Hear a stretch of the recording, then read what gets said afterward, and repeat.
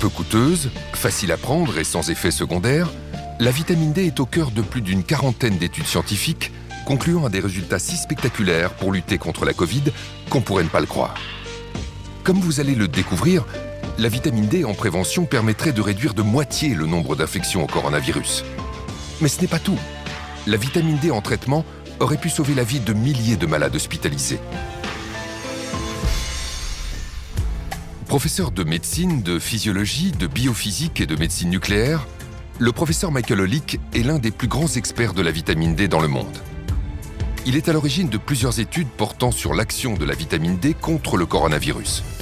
Le professeur Holick nous a reçus pour partager avec nous les résultats saisissants de ses recherches et les découvertes récentes autour de la vitamine D. Nos connaissances à propos de la vitamine D ont été bouleversées ces 10 dernières années.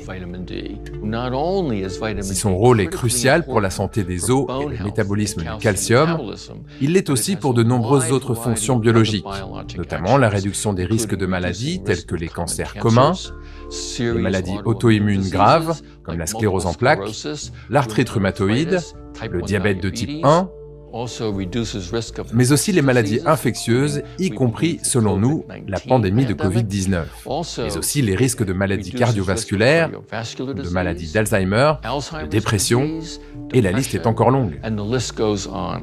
De nombreuses études ont décrit comment la vitamine D agit sur le système immunitaire. Nous avons pu observer qu'une simple prise de vitamine D permet d'agir sur 291 gènes régulant la fonction immunitaire, la mortalité cellulaire et toute une série de processus biologiques.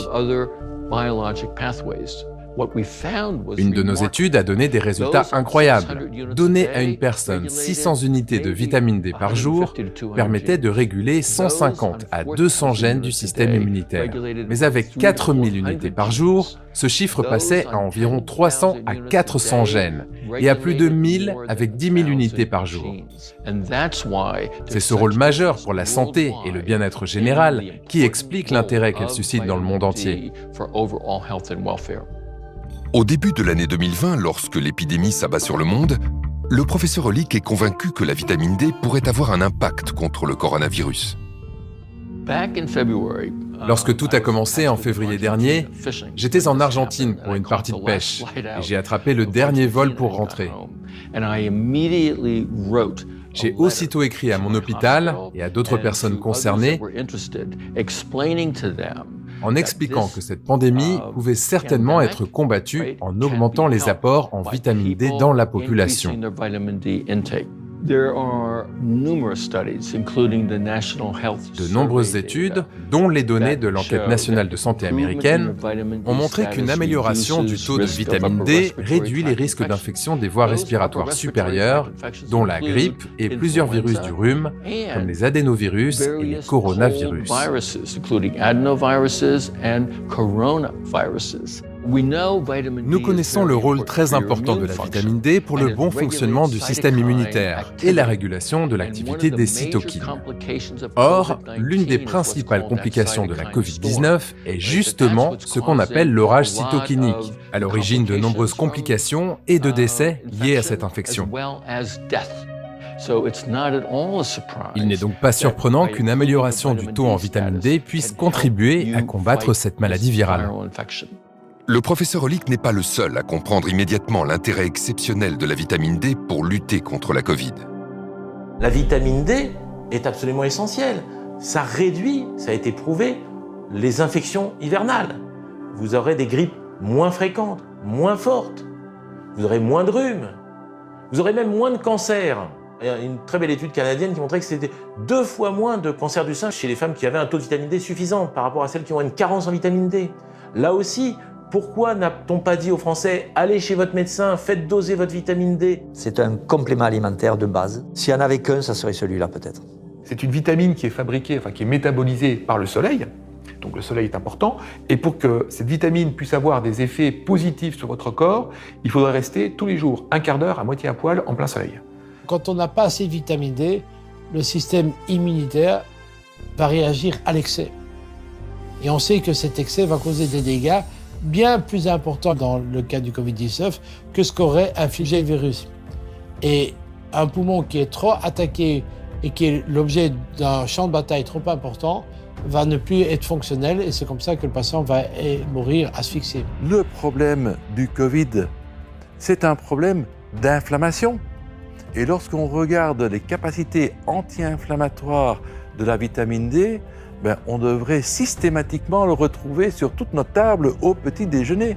Et même, supposons que ça ne marche pas contre le coronavirus, on aura amélioré la santé des Français, on aura amélioré leurs os, on aura amélioré leur immunité, on aura réduit leur risque de cancer. Donc pourquoi ne pas l'avoir proposé au lieu de dire aux gens « rentrez chez vous, fermez les fenêtres, fermez les volets et priez pour que vous ne soyez pas malade ».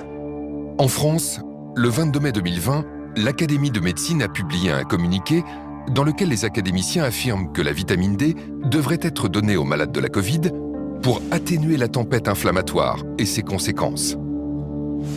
Une information de la plus haute importance qu'aucun média ni aucune autorité sanitaire ne va pourtant relayer. Le professeur Hollick décide alors de mener plusieurs études grandeur nature pour évaluer concrètement l'action de la vitamine D sur le coronavirus à différentes étapes de la maladie. Nous avons mené une étude aux États-Unis sur 191 000 patients atteints de Covid-19 et nous avons montré qu'une carence en vitamine D augmente de 54% le risque de contracter cette maladie.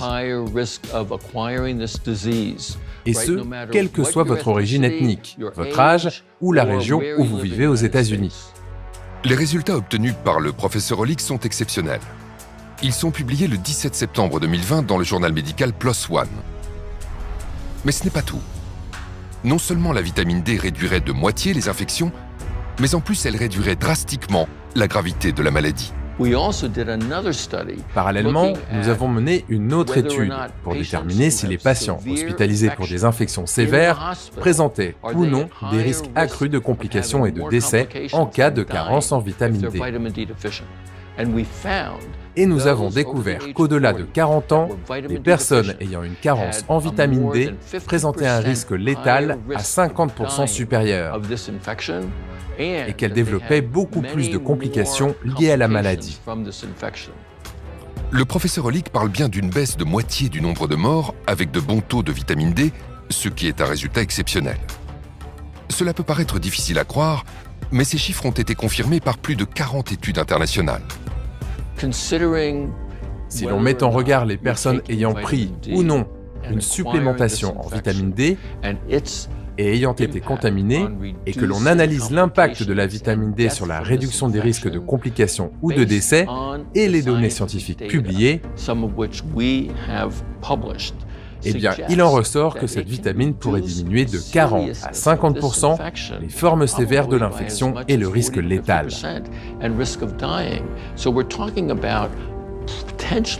Je pense qu'on parle potentiellement de centaines ou de milliers de personnes qui auraient pu éviter l'hospitalisation, effectuer des séjours moins longs à l'hôpital et surtout éviter la complication ultime, à savoir la mort. Nous en concluons donc que c'est un bouclier puissant contre le risque de contracter cette maladie infectieuse grave. Une étude randomisée espagnole confirme la conclusion du professeur Hollick. Des chercheurs ont séparé en deux groupes 76 patients. Les 2 tiers ont reçu des doses importantes d'un analogue de la vitamine D3. Un tiers a reçu un simple placebo. Dans le groupe placebo, la moitié des patients est partie en réanimation. 2% seulement dans le groupe vitamine D. Mieux, tandis que 8% du groupe placebo sont décédés, on ne déplore aucun mort chez les patients du groupe vitamine D. À ce jour, on estime que 40% de la population mondiale est carencée en vitamine D. 80% en France. Parmi les plus touchés, les personnes âgées. Plusieurs études en France et dans le monde prouvent que la vitamine D réduit le risque d'infection et de décès. C'est ce qui a été observé dans un EHPAD frappé par le virus lors de la première vague. La vitamine D a protégé les malades. On a observé en fait que les résidents qui avaient été supplémentés en vitamine D récemment, en fait dans les 30 derniers jours avant l'infection, eh bien, avaient une survie qui était 90% supérieure aux résidents qui avaient reçu de la supplémentation en vitamine D plus ancienne. Je pense que les maisons de retraite devraient en prendre conscience et administrer systématiquement de la vitamine D à leurs résidents. Nous savons qu'ils sont susceptibles d'être à risque de carence en vitamine D et qu'ils courent un risque très élevé de contracter cette infection et d'en mourir. Aux États-Unis, j'ai recommandé d'administrer immédiatement 50 000 unités de vitamine D.